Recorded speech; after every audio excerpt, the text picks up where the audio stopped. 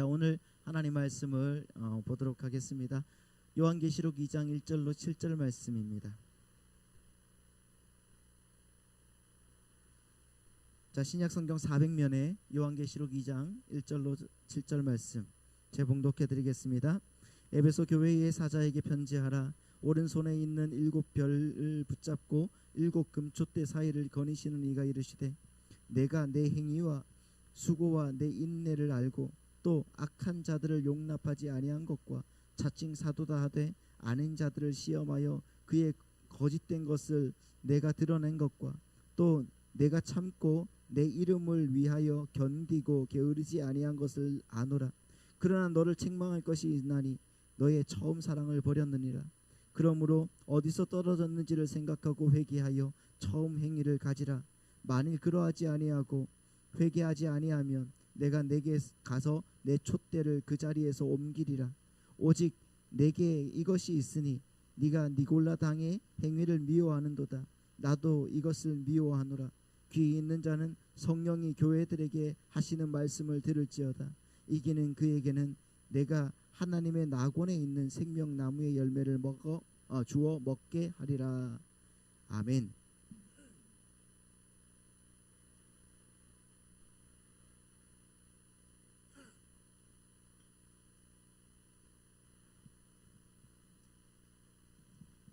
자, 하나님께서 교회들에게 주시는 말씀이죠. 자, 이 말씀은 계시록에서 그 아시아 7교회에 이제 보내는 편지잖아요. 그러니까 7교회에 보내는 편지라고 해서 그 7교회에만 국한된 내용들이 아니라 7교회가 뭐라고 했어요? 7이라는 게 모든이라고 했잖아요. 다시 말하면 모든 믿는 자에게 하나님께서 보내시는 선지자적 메시지다. 이렇게 이해해야 된다고 말씀을 드렸어요. 그렇죠? 그래서 여러분 성경을 잘 보시면은 7교회는 어떻게 돼요? 칭찬도 받지만은 또 꾸중도 듣죠. 그렇죠? 그 꾸중의 내용을 보면은 니골라당 뭐 아니면 발람, 이세벨, 그리고 도덕적인 어떤 문제들, 그리고 윤리적인 어떤 교회의 모습, 이런 것들에 대해서, 그러니까 교회가 맞닥뜨리게 되는 어떤 유혹이나 핍박에 대해서 이렇게 그 꾸중을 듣는 장면이 보여요. 한번 잘 생각을 해보십시오. 궁극적으로 그러한 공격은 누구에 의해서 공격을 하는 겁니까? 누가 공격을 하는 거죠? 교회를? 사탄이잖아요. 마귀지 않습니까? 그러니까 그것은 모두 뭐란 말이에요? 그러니까 우리가 꾸중을 듣는, 하나님께 꾸중을 받는 모든 것은 다 마귀의 괴계다, 이렇게 생각을 하셔야 되는 거예요. 마귀의 공격이라는 거예요. 여러분, 사탄이 하나님께서 왜 이 세상을 창조하셨는지 알까요? 모를까요? 질문. 사탄이 하나님께서 이 세상을 왜 창조하셨는지 알까요? 모를까요? 알죠. 알아요. 하나님은 하나님 나라의 완성, 다시 말해서 하늘에 있는 것이나 땅에 있는 모든 것들이 예수 그리스도 안에서 새롭게 통일되게 하기 위해서, 오늘 우리가 읽었잖아요. 에베소서 1장 10절 말씀이 그거거든요. 세상을 창조하셨단 말이에요. 그러니까 하늘에 있는 모든 것들이, 하늘에 있는 것이나 땅에 있는 모든 것들이 예수 그리스도 안에서 새롭게 통일되게 하기 위해서 세상을 창조하셨어요. 이걸 재통일, 새 창조라고 말하는 거예요. 그러니까 모든 피조물들이 그 피조물의 자리에서 하나님께 순종하고 하나님의 그 영광을 드러내는 것이 바로 재통일, 재창조라는 거예요. 이게 여러분 천지 창조의 목적이란 말이거든요. 근데 우리가 볼 때 딱 보면은 인간은 타락했고 하나님의 계획은 마치 어그러진 것처럼 이렇게 보인단 말이에요. 그렇지 않습니까? 사람들이 딱 보면은 야, 하나님이 무슨 계획이 있어, 인간들이 다 만들어가는데, 이렇게 생각하는 것처럼 보이잖아요. 하지만 여러분, 하나님의 창조 목적은 역사 속에서 완성되어 가는 것이지 어그러졌다가 다시 회복되는 것이 아니란 말이에요. 사실 창조는 생각을 해요. 종말로 이어지는 것이고 그 종말이 하나님의 완전한 창조이잖아요. 그렇지 않습니까? 그래서 창조와 종말이 동급에 있는 거예요. 같이 있는 거란 말입니다. 아무튼 바로 그 하나님의 목적이 완성되는 날이 그렇잖아요. 하나님의 뭐죠? 목적이 완성되는 날이, 그럼 사탄에게는 무슨 날이 되죠? 사탄에게는 죽을 날이 되는 거예요. 제삿날이 되는 거잖아요. 사탄의 제삿날이 되는, 그 날이 사탄이 영원한 불못에 던져지는 날이란 말입니다. 하나님의 목적이 완성되는 날이.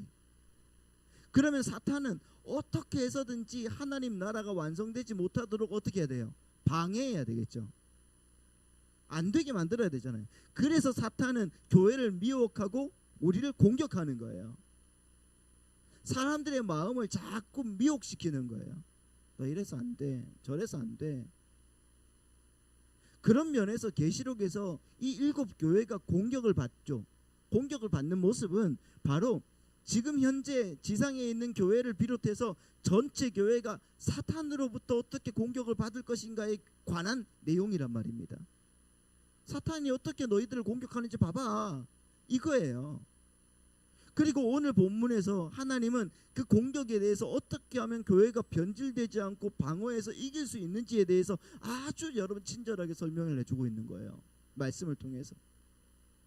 아울러 여러분, 우리는 이 편지들을 보면서, 그 각 교회에 보내는 편지들을 보면서 현재 어떤 교회들이 성경이 그 경고한 가짜 교회들인지를 이렇게 분별할 수가 있을 거예요. 또 그럼 여러분, 가짜 교회는 어떤 교회겠습니까? 가짜 교회는, 진짜 교회가 있다면 가짜 교회도 있을 거 아닙니까? 그럼 가짜 교회는 어떤 교회겠어요? 끝까지 회개하지 않고 주님께서 경고하고 책망하신 모습으로 가는 교회가 가짜 교회라는 거죠. 그렇잖아요. 책망에서 돌이키지 않고 그냥 가는 교회. 그러니까 우리는 이 말씀을 통해서 진짜 교회가 뭔지 알고 가야 되겠죠. 이걸 우리가 생각을 해야 되는 거예요. 그러면 지금부터, 오늘부터 이제 에베소 교회를 함께 생각을 해보겠는데요. 먼저 에베소 교회를 생각해 보기 전에 이 에베소라는 이 도시는 어떤 도시인가를 먼저 생각을 해봐야 되는 겁니다. 여러분, 에베소라는 도시는 로마 식민지였습니다. 로마 식민지였고, 그 소아시아에서 가장 큰 도시였고 가장 번창한 도시, 항구 도시 가운데 하나였습니다. 항구 도시였어요. 그때 당시에 남자의 인구가 4만 명이 넘었고요. 그리고 전체 인구가 22만 5천 명 정도가 되는 거대한 도시라고 했어요. 그러니까 뭐 22만 5천 명이면 뭐 우리나라 요것밖에 안 되는데 어떻게 거대한 도시라고 말할 수가 있냐, 이렇게 말하는데, 여러분 그 당시에 예루살렘 인구가 4만에서 5만 명이었습니다. 그러니까 엄청나게 큰 도시였어요. 22만 5천 명이면 그 당시에는. 거기다 에베소는 로마에 대한 충성과 봉사를 인정을 받은 도시였어요. 그래서 자치도시가 되어 있었단 말이에요. 자치도시가 되었다는 것은 뭐냐고 하면은 로마군이 거기에 주둔하지 않았어요. 그러니까 예루살렘이나 이스라엘 같은 경우는 로마군이 들어가서 로마가 통치를 했잖아요. 군대가 통치를 했잖아요. 근데 여기에서는 로마군이 통치하지 않고 가끔 총독이 방문해서 회의를 주재하고 가는 그런 자유로운 도시였단 말이에요. 그리고 에베소에는 이 카이스터 강이라고 강이 흐르고 있었는데, 그 강에 무역을 위한 항구가 하나가 있었습니다. 항구가 있었습니다. 근데 그 강이 주변 산들의 그 산들에서 흘러나오는 뭐라고 해야 되죠? 흙들. 그러니까 그 산들에서 내려와서 쌓이는 흙들 있잖아요. 흙들 때문에 점점 이제 강이 낮아져요. 그럴 때는 항구를 다른 곳으로 옮겨야 되는 겁니다. 이게 빈번하게 이제 항구를 다른 곳으로 옮겼다가 다시 이제 도시를 재정비하고, 그리고 또 강에 있는 그 흙들을 다시 퍼내고 다시 항구를 또 세우고 하는 일들이 많이 있었어요. 이러한 배경을 갖고 있는 에베소 교회였기 때문에, 여러분 5절 말씀 보시면은 5절 말씀이 이렇게 되어 있거든요. 이 에베소 교회의 그런 책망에 대한 부분이 있는데 뭐라고 되어 있어요? 하얀색 부분을 읽으면은 회개하지 않으면 내가 속히 가서 촛대를 옮기겠다, 이렇게 말하고 있죠. 그렇죠. 이 부분을 읽으면서 아마 이 교회가 섬뜩했을 거예요. 우리도 카이스터 그 강이 이렇게 우리가 도시를 다시 이제 옮겼다가 왔다 갔다 하는 것처럼 이렇게 옮겨버리면은 그만큼 힘들고 어려운 곳이 어디 있겠습니까? 그러니까 촛대가 옮겨지면 그것이 얼마나 황폐하게 되는지를 항구를 옮기면서 이미 그들은 알고 있는 거거든요. 아, 옮겨지면 안 되겠구나.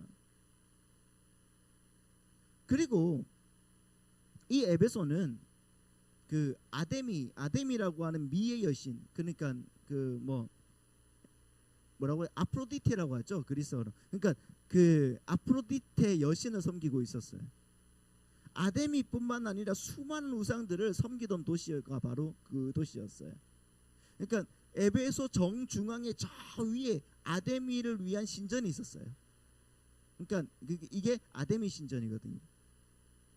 사도행전에서 바울이 예수 그리스도를 전파하니까 이 아데미 신을, 그 아프로디테 신을 섬기던 사람들과 다른 우상을 섬기던 많은 사람들이 광적인 그리스도인이 막 되었어요.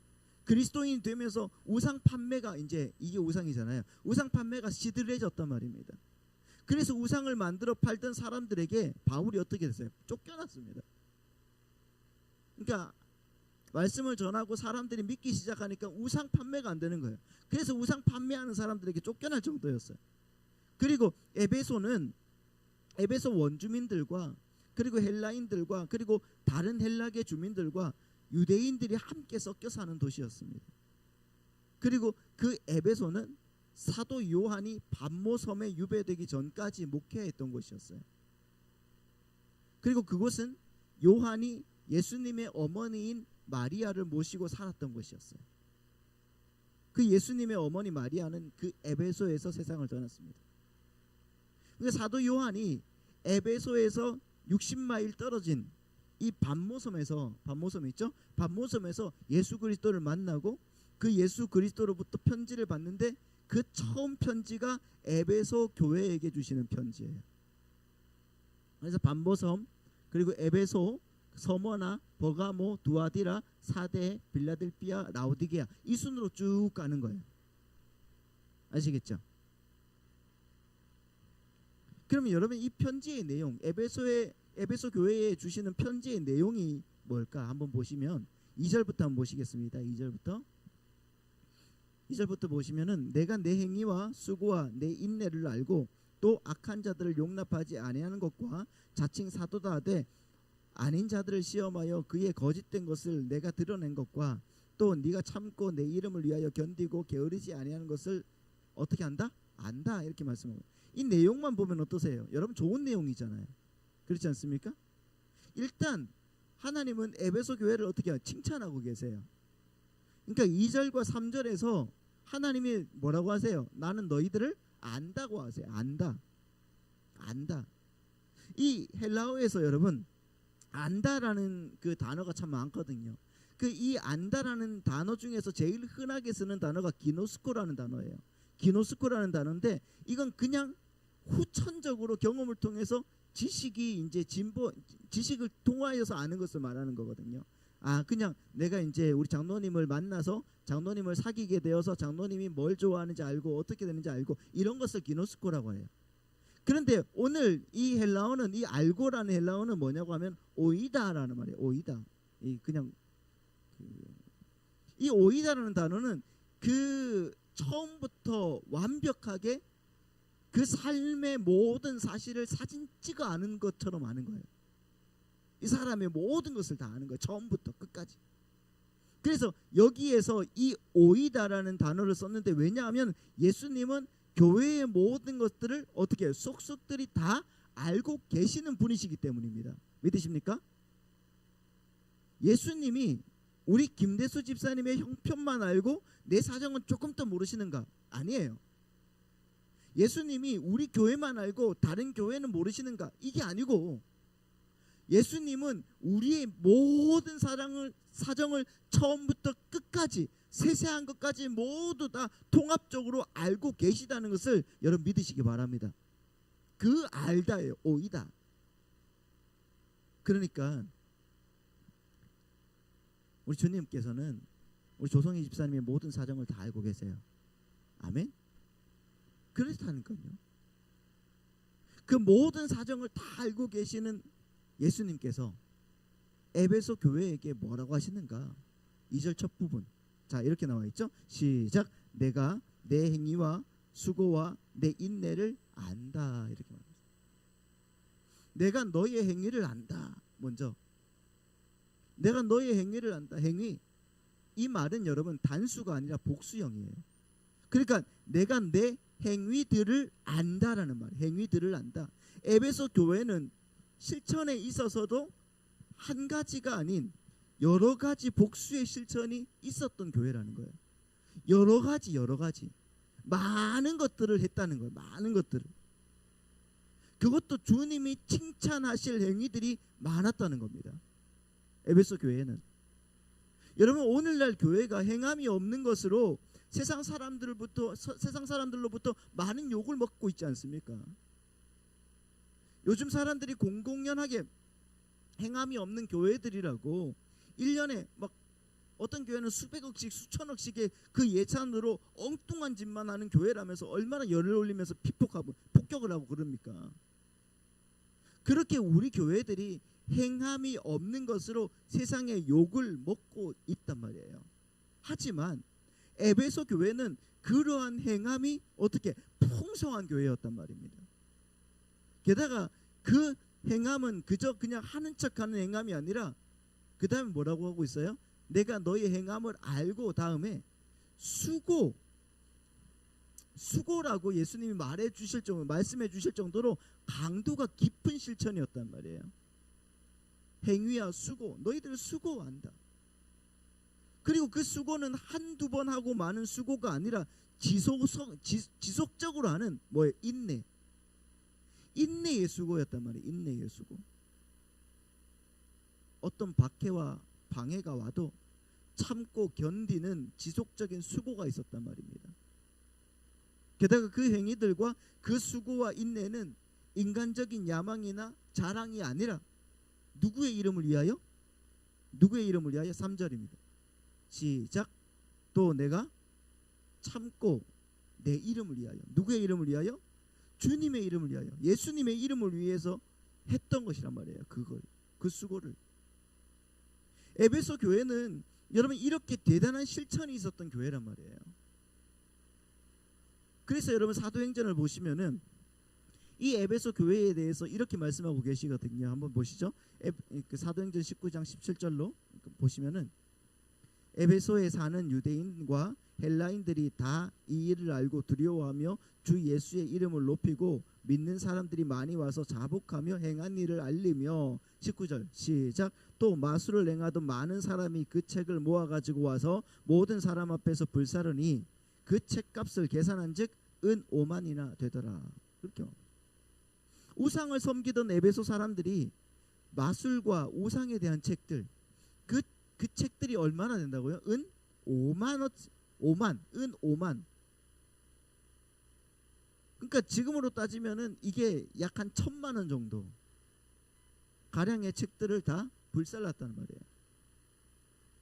보세요 여러분 얼마나 똑 부러지는 행위냐고요. 하지만 여러분 제가 여러분들에게 몇 차례나 강조했던 것처럼 이 모든 행위는 누구도 할 수 있는 거예요. 자유주의 신학자들도 할 수 있는 거예요. 자유주의 신학을 지지하는 사람들도 이렇게 실천을 잘 합니다. 생각을 해보시오. 슈바이처 같은 사람들 한번 생각을 해보세요. 슈바이처에게 예수님은 이 땅을 살아갔던 사람들 중에서 가장 훌륭한 박애주의자였습니다. 그래서 슈바이처는 예수님을 닮기 위해서 그 평생을 아프리카에서 원주민들을 치료하다가 갔단 말이에요. 그 사람은 노벨 평화상도 안 받고 갔어요. 예수님을 하나님의 아들이라 인정하지 않는 그 슈바이처가 여러분 아무리 훌륭한 실천을 하면서 살았다고 해서 천국에 갈 수 있었을까요? 없었을까요? 없단 말입니다. 이슬람이나 불교인들이나 여호와의 증인들이나 여러분 다른 종교를 믿는 사람들도 아주 훌륭한 실천을 잘하면서 살아가고 있습니다. 어떤 그 선교사님이 이제 중국에 가서 기차를 탔어요. 기차를 타고 이제 꼬박 하루를 걸쳐서 다른 성으로 이제 이동을 해야 되는데, 근데 그 기차 안에 한 지저분한 아이가 멀미를 하는지 계속 이제 토를 나고 비실비실 하더랍니다. 그 칸에는 그 당신 이외에 많은 그 선교사님들이 타고 있었고 또 한국에서 온 단기 선교사님이 함께 있었는데, 근데 모두 다 그 아이를 외면하는 거예요. 너무도 피곤했고 또 아이가 너무 더럽고 냄새가 나니까 오히려 자기네들은 저만치 떨어져 있었다고 그래요. 안 보려고. 그런데 어떤 머리에 모자를 쓴 그 무슬림이 그 아이를 자기 자리에 딱 앉히고 자기는 그 옆에 서서 24시간 24시간 꼬박 간호하면서 그렇게 가더랍니다.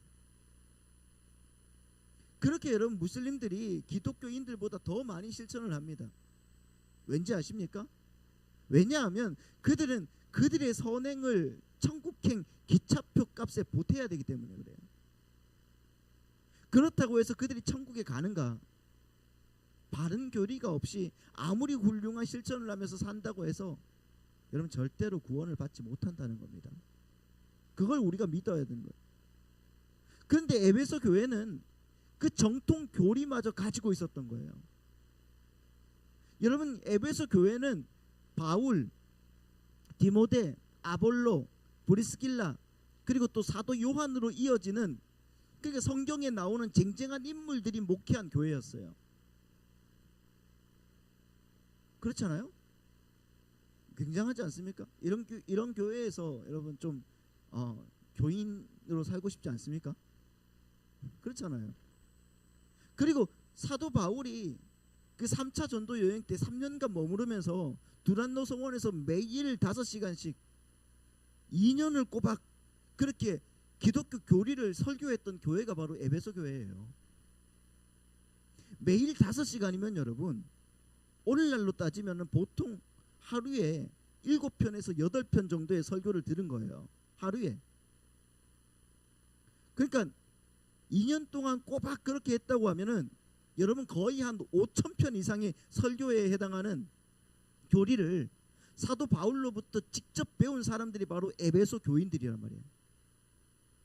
부럽죠? 안 부럽습니까? 우리는 일주일에 그렇잖아요. 40분. 제 설교가 거의 한 35분에서 40분 많으면 45분 정도 가더라고요. 자 40분 정도 한 편씩 설교를 듣고 가잖아요. 그것도 길다고 한다면서.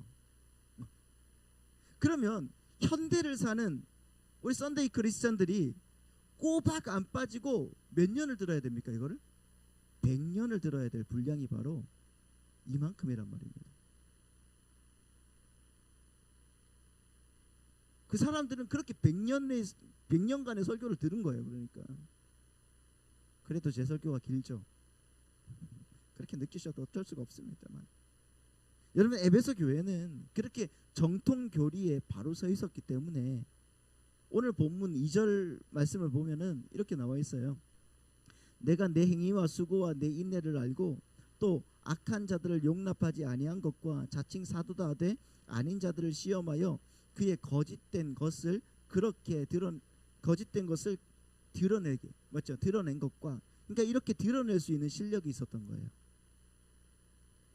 여러분 우리도 이런 실력이 있기를 소망합니다. 그러니까 이만큼 정말 교리 공부가 중요한 거예요.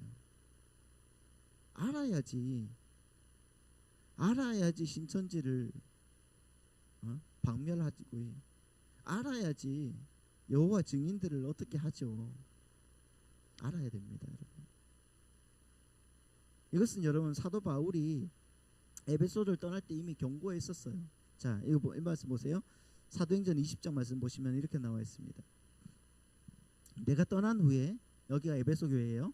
내가 떠난 후에 사나운 이리가 여러분들에게 와서 그 양떼를 아끼지 아니하며 또한 여러분 중에서도 제자들을 끌어 자기를 따르게 하려고 어그러진 말을 하는 사람들이 일어날 줄을 내가 아노라. 31절 시작. 그러므로 여러분이 일깨어 내가 3년이나 밤낮 쉬지 않고 눈물로 각 사람을 훈계하던 것을 기억해라. 이렇게 말하고 있습니다. 이렇게 여러분 바울의 경고를 기억하면서 에베소 교회는 바른 교리에 입각해서 그렇게 성실하게 수행해 내었던 사람들이란 말이에요. 열심을 다해서 그렇게 그들은 대단한 행함과 바른 교리를 갖고 있었던 사람들이었단 말입니다. 오늘 우리가 바로 오늘 우리 군자하늘비전교회가 이렇게 여러분 대단한 행함과 바른 교리들로 뭉쳐있는 교회가 되기를 소망합니다. 그런데 이제 지금부터가 중요한 거죠. 그런데 예수님께서 그들을 책망하십니다. 그런 그들을 책망하세요. 4절 말씀 보세요. 그러나 너를 책망할 것이 있으니 너의 뭘 버렸다? 처음 사랑을 버렸느니라. 너희는 처음 사랑을 버렸다라고 말씀하고 있어요. 처음 사랑을 버렸다. 그럼 여러분 여기에서 처음 사랑이 뭘까요? 처음 사랑. 단순히 처음에 뜨겁게 막 불붙었던 것이 막 식어졌다는 겁니까? 내가 어릴 때 예수님을 믿었는데 그 예수님이 나와 함께 하시는 것에 너무 느껴져 가지고 너무 감격해서 항상 울고 그랬는데 지금은 그 눈물도 뚝 떨어졌어. 처음 사랑이 식어졌어. 이런 겁니까? 여러분 처음 사랑이 무언지를 알기 위해서는 오늘 우리가 읽었던 그 에베소서로 가보셔야 돼. 에베소서 1장 15절 말씀을 보세요. 에베소서 1장 15절 시작. 이로 말미암아 주 예수 안에서 너희 믿음과 모든 성도를 향한 사랑을 나도 듣고 이렇게요. 이 첫사랑이 어떤 사랑입니까? 하나님의 은혜와 구원이 얼마나 크고 놀라운 선물인지를 알아서 그 진리로 말미암아 예수님 안에서 예수님이 세상에서 걸어가신 그 길에서 그 사랑을 실천하는 그 삶. 그러니까 하나님을 사랑하고 내 이웃을 내 몸과 같이 사랑하라는 그 말씀을 몸소 지키는 그 삶, 그 사랑이 이게 바로 여러분 처음 사랑이라는 거예요. 다른 게 아니라 여러분 에베소 교회의 첫사랑은 처음 사랑은 하나님의 은혜에 대한 감격과 감사를 바탕으로 한 행위를 말하는 거예요. 바울이 에베소서를 썼을 때가 바울이 에베소서를 썼을 때가 그러니까 주후 61년 정도를 보면 됩니다. 그리고 요한계시록을 기록했을 때가 주후 90년 정도가 돼요. 그러니까 한 몇 년 차이가 나는 거예요. 30년 정도가 차이가 나죠. 30년이 지난 후까지 에베소 교회는 디모데, 아볼로, 브리스길라, 사도 요한 같은 목회자들의 설교를 들으면서 정통적인 교회의 모습을 잘 유지하고 있었던 거예요. 그리고 또한 도덕적이고 윤리적인 바른 모습을 가지고 있었고요. 6절을 보시면은 그런 행위로 이단들도 쫓아낼 수 있었던 거예요. 자, 6절 말씀 보시겠습니다. 6절 보시면은 시작. 오직 내게 이것이 있으니 네가 니골라 당의 행위를 미워하는도다. 나도 이것을 미워한다. 이렇게 말해서 그러니까 에베소 교인들은 니골라 당을 몰아낼 정도로 교리에 밝았고 예수님께 칭찬을 받을 만큼 행위도 있었단 말입니다. 하지만 오늘 말씀은 비록 그런 외적으로는 완벽한 모습을 갖고 있는 교회라고 할지라도 그런 교회도 가짜가 있을 수 있다는 것을 지적해 주고 있는 거란 말입니다. 너희들 진짜 외적으로는 엄청나. 너 정말 잘하고 있어. 그런데 너희들 가짜라는 거 알아? 그렇게 예수님이 지적해 주고 있는 거예요. 한번 생각을 해보십시오. 그럼 우리 군자 하늘빛전 교회는 진짜 교회 맞습니까? 뭘 위해서 모였고 뭘 위해서 우리가 존재하는 거냐고요. 그것만 알면은 우리 교회는 절대로 여러분 무너지지 않는단 말입니다. 우리가 뭘 위해서 모였고 무엇을 위해서 존재하고 있어요. 그걸 모르고 성경 공부를 하고 전도도 하고 선교를 하면은 여러분 가짜가 될 수 있다는 것 아십니까? 그걸 모르면은 하나님에 대한 엄청난 지식이 있는데 그게 그냥 지식으로 끝나버리는 그 가짜가 있다는 말입니다. 남들을 존경할 만한 행위들을 하는데 자기의 의를 쌓는 가짜가 있다는 말입니다. 여러분 우리의 모든 행위들은 우리가 공부하고 있는 기독교 강요에서 칼빈이 말한 것처럼 어떤 지식에서 나와야 되는 거예요? 하나님을 아는 지식에서 나와야 되는 거예요. 하나님을 아는 지식에서. 하나님에 대한 지식에서 나오지 않는 것들은 아무리 그것이 화려한 모양을 하고 있어도 책망받아 마땅한 일이라는 거예요. 우리는 얼마든지 아무런 감사나 감격 없이 하나님에 대해 많은 지식을 습득할 수가 있단 말입니다. 그렇게 대단히 공부를 많이 한 그런 자유주의 신학자들이 바로 그런 사람들 아닙니까? 그들의 삶 속에 감사가 있습니까? 아니요, 없어요. 다만 그들이 해내야 될 의무만 있을 뿐이란 말이에요. 그리고 그것을 다 해냈을 때 감사가 아니라 그들에게 나타나는 게 뭐예요? 자랑입니다. 자랑이라고요. 그들은 하나님을 빚쟁이로 만들어버리는 거예요. 내가 하나님 이만큼 했으니까 하나님 반드시 나를 칭찬해 주셔야 돼요. 그걸 은연중에 자랑하면서 하나님을 빚쟁이로 만들어버리는 거잖아요. 여러분, 근데 우리가 그런 모양이 되어 있진 않냐고요. 고민해 봐야 되는 거잖아요. 여러분, 그런데 하나님을 아는 지식에서 나오는 그런 하나님을 아는 지식에서 나오는 것은 우리에게 허락된 은혜가 내 속에 믿음으로 녹아져서 정말 감사와 감격이 흘러 넘치게 되고 너무 감사해서 자연스럽게 그 하나님의 자녀로서의 신분에 맞는 삶을 살고 싶은 욕구와 노력이 나오게 되는 것을 말하는 거예요. 그래서 내 마음속에 은혜에 대한 감사와 감격이 있느냐가 중요한 겁니다. 여러분, 혹시 그게 있냐고요? 그런 사람들은 절대로 자랑하지 않습니다. 자기가 얼마나 불가능한 죄인이었는지를 깨달아 알고 나는 저 지옥의 가장 낮은 곳에 떨어져 버려야 될 존재였다는 것을 아는 사람이 아무리 대단한 일을 했다고 해도 그것으로 하나님과 형제들에게 자랑할 수가 있겠냐고요. 못한다고요. 누가복음에 보시면은 예수님께 값비싼 향유를 부은 여인 하나가 나오거든요. 여인의 이야기가 나오거든요. 한번 보십시오. 누가복음 7장 41절로 47절 말씀 보시니까 이렇게 나와 있습니다. 이르시되 빚 주는 사람에게 빚진 자가 둘이 있어 하나는 500데나리온을 줬고 하나는 50데나리온을 줬는데 갚을 것이 없으므로 둘 다 탕감하여 주었으니 둘 중에 누가 그를 더 사랑하겠느냐? 시몬이 대답하여 이르되 내 생각에는 많이 탕감함을 받은 자이니라. 이르시되 네 판단이 옳다 하시고 그 여자를 돌아보시며 시몬에게 이르시되 이 여자를 보느냐?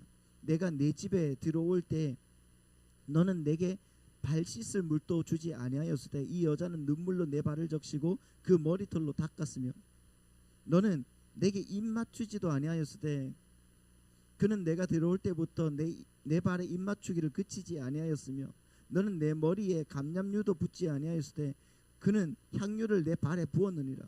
그러므로 내가 내게 말하노니 그의 많은 죄가 사하여 줬도다. 이는 그의 사랑함이 많음이라. 사함을 받은 일이 적은 자는 적게 사랑하느니라. 이렇게 말씀하고 있습니다.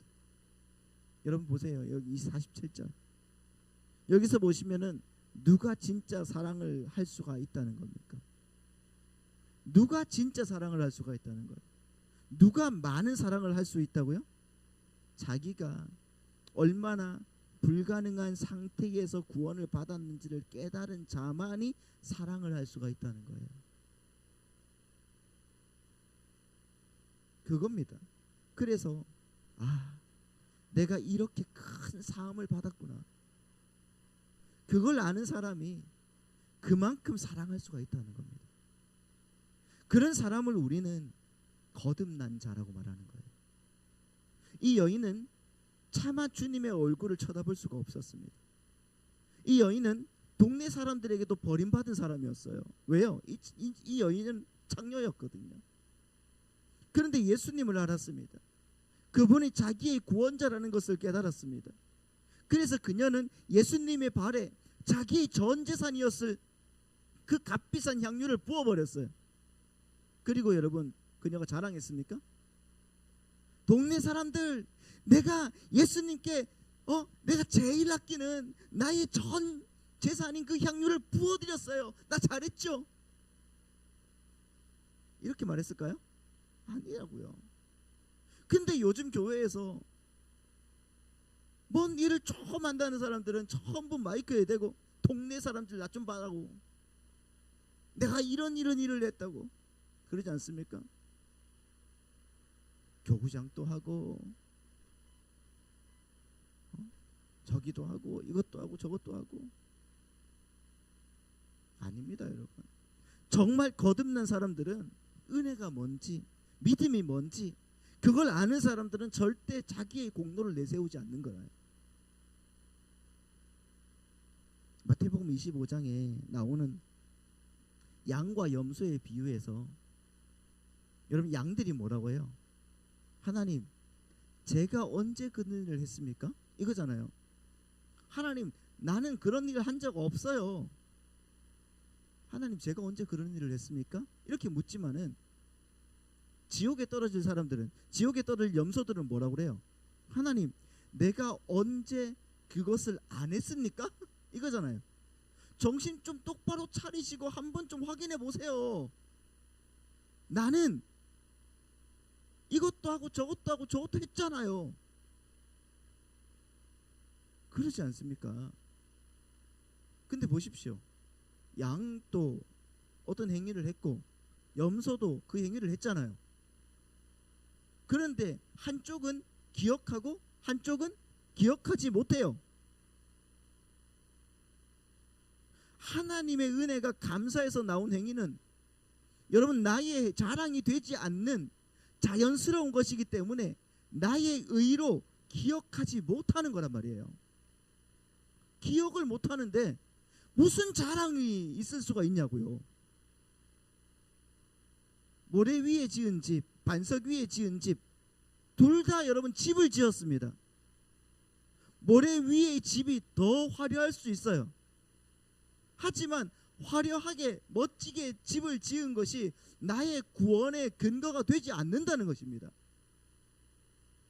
지난주에 그랬지 않습니까? 나더러 주여 주여 하는 자마다 다 하나님 나라에 들어갈 수 있다 없다? 없다고요. 주여, 내가 주의 이름으로 목사 노릇을 했고 주의 이름으로 선교사 노릇을 했고 주의 이름으로 이렇게 기적도 일으키고 했는데 저를 모르신다고요? 주님의 이름으로 제가 장로도 했고 주님의 이름으로 내가 집사도 했고 권사도 했는데 저를 모르신다고요? 근데 여러분, 주님 말씀하시잖아요. 뭐라고 말씀하세요? 불법을 행하는 자들아, 내가 너를 정녕 모르니까 모두 다 물러가라, 떠나가라. 여러분, 꼭 기억하셔야 되는 겁니다. 우리 안에 은혜에 대한 감사가 있냐? 내 삶 속에 은혜에 대한 감사가 있는가? 그게 있어야지 성도라는 거예요. 그게.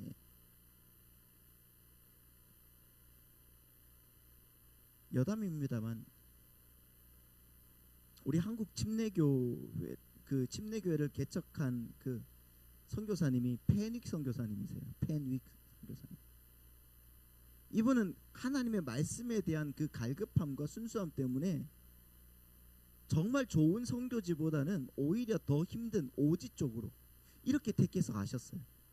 그래서 뭐 남들은 이제 서울로 뭐 평양으로 이렇게 병원도 짓고 학교도 지으면서 자기의 막 이름을 떨치고 있을 때 이 펜윅이라는 사람은 하나님의 말씀을 듣고 배우는 사람들이 너무 귀하니까 막 저기 강경으로 아니면 저기 막 울릉도로 이상한 데로 저기 만주 땅으로 막 가는 거예요. 그러니까 작고 부족한 지역들을 막 돌면서 진짜 이름 없이 빛도 없이 천리길 이천리길을 걷고 걸어서 순교를 했다는 거예요. 선교를 했다는 거예요. 순교가 아니라 선교를 했다는 겁니다.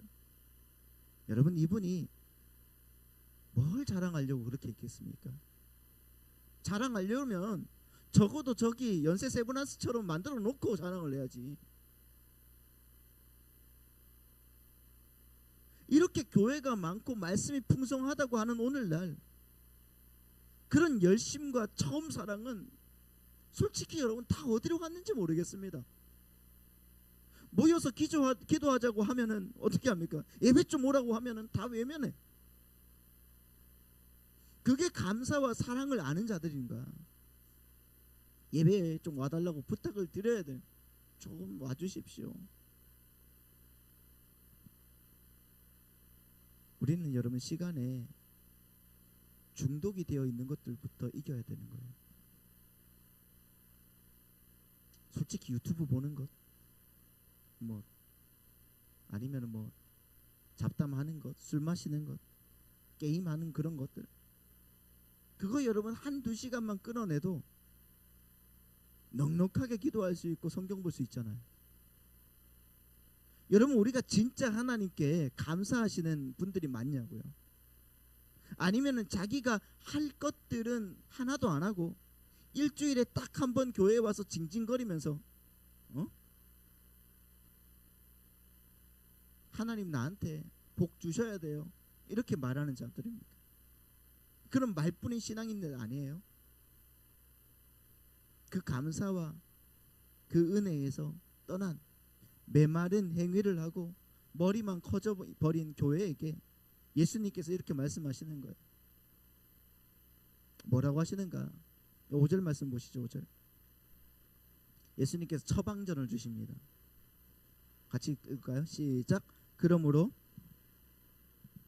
생각하고 회개하여 처음 행위를 가지라.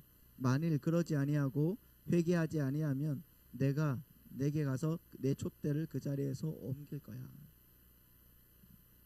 예수님께서 뭐라고 하신다고요? 맨 처음에 처방전이 첫 번째 생각해라.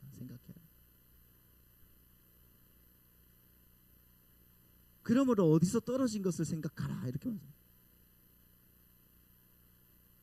여기서 여러분 생각하라라고 하는 것은 그저 곰곰하게 그냥 생각해봐라 이런 말이 아니라 이 뜻은 remember라는 말이에요. remember, 기억해라. 그리고 이 말은 현재 시제예요. 그러니까 계속 기억해내면서 가라는 거예요. 기억하면서 가라는 거예요. 다시 말해서 너희들이 어떻게 구원을 받았는지 계속 기억하면서 가라는 거예요. 우리가 어떻게 구원을 받았는지를 기억해라는 거예요. 계속 기억해내야 돼요. 계속 기억해내야 돼요. 내 삶 속에서 하나님께서 어떻게 나를 구원해 주셨지?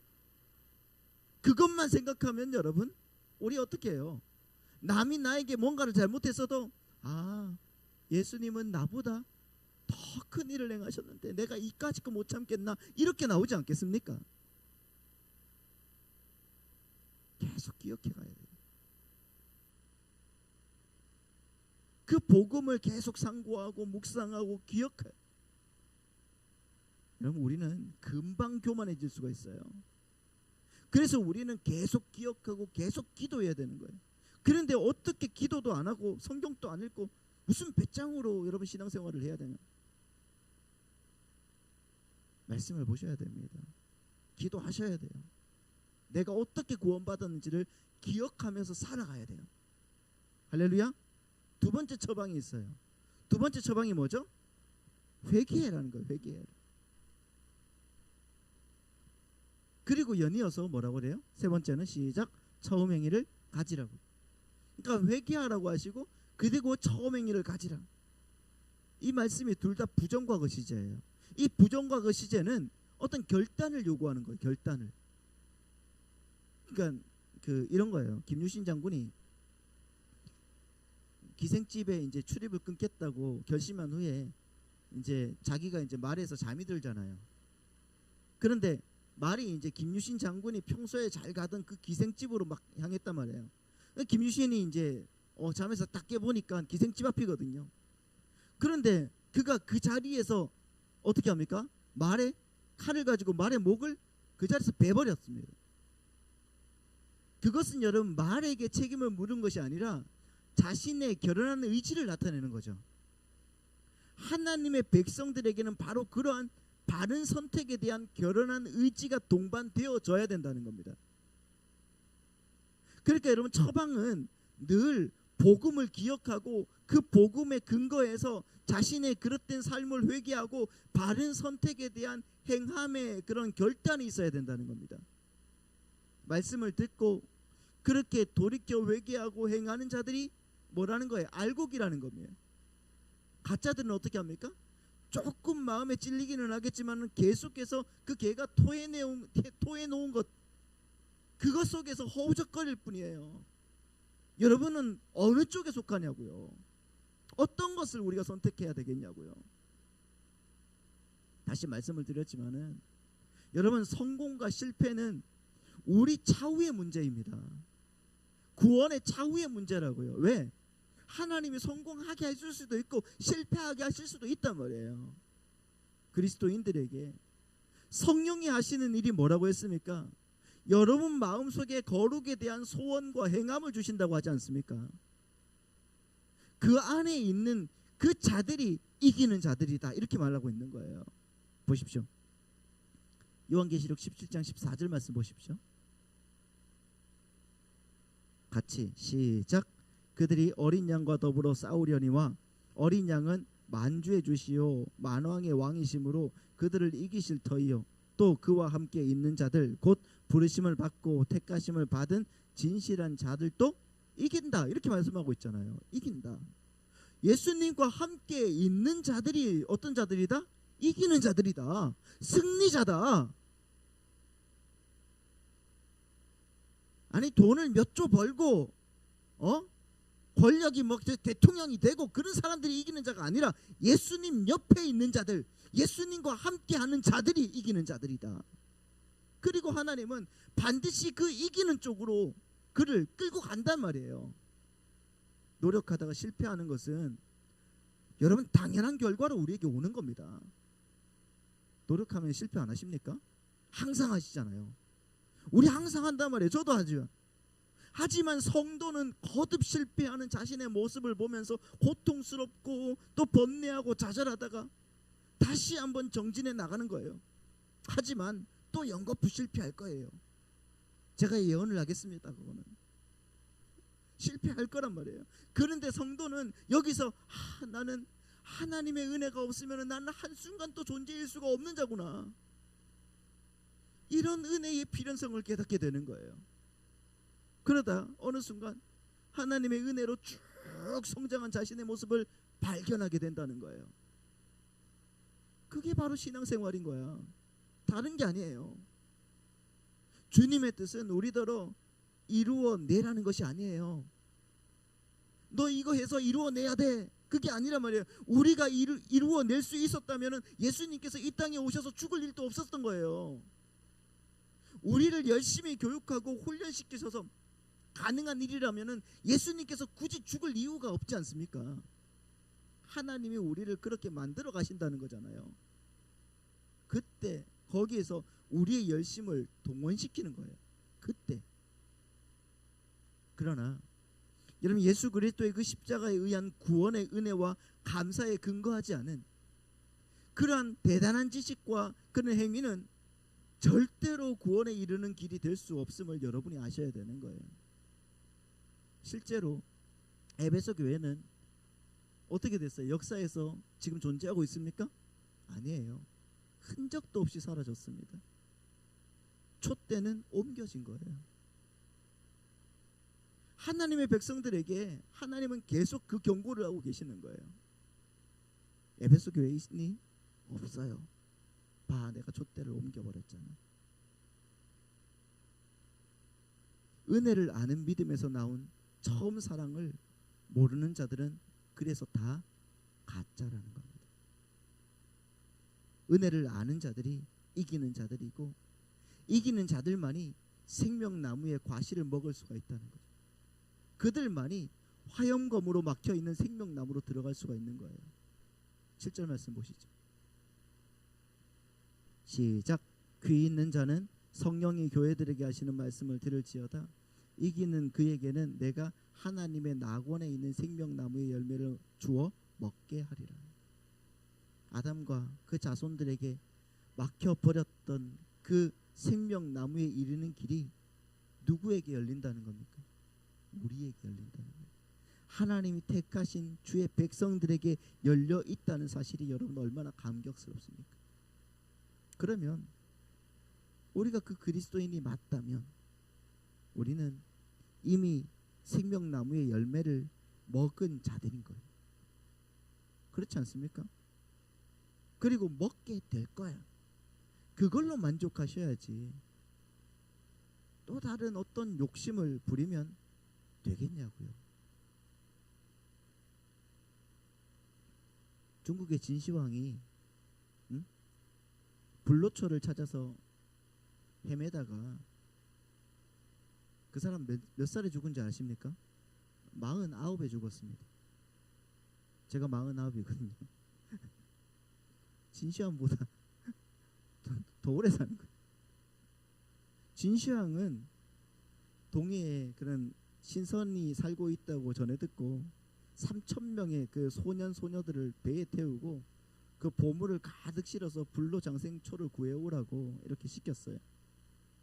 근데 그 진시황이 그 충성스러운 신하 서복이 그게 너무 터무니없는 일이라는 것을 일찍이 알았어요. 그래서 그 서복이 어떻게 합니까? 불로초를 찾으러 나갔다가 아예 중국을 탈출해 버린 겁니다. 여러분, 얼마나 오래 살고 싶었으면 그랬겠습니까? 그가 누렸던 것이 얼마나 좋았을까요?